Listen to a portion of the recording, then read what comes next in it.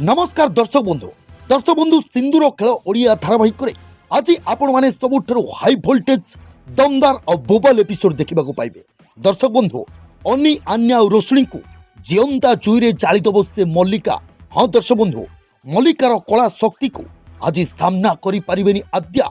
जते चेष्टा कले भी अनी आन्या और रोशनी को बंचई पारे आद्या।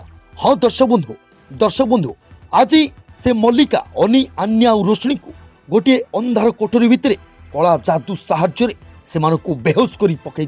आउ दर्शक बंधु सेठरे से मल्लिका से जीवंता जावाई चेष्टा कर। दर्शक बंधु सेटा को आद्या आसबे किंतु आद्या जते चेष्टा कले भी से घर भितर को पशि पारे कहीं मल्लिकार से मुदी जो कला जादू मुदी से मुदी को सामना करें आद्या।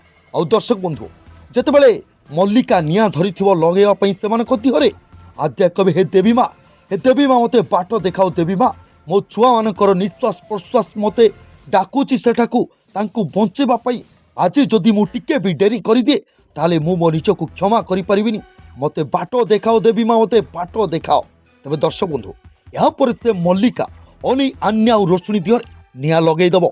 आउ निआ लगई सारिकी कहब आज मु टिके देखिबी एमानकू को शक्ति को दैवी शक्ति एमानकू बंचौची।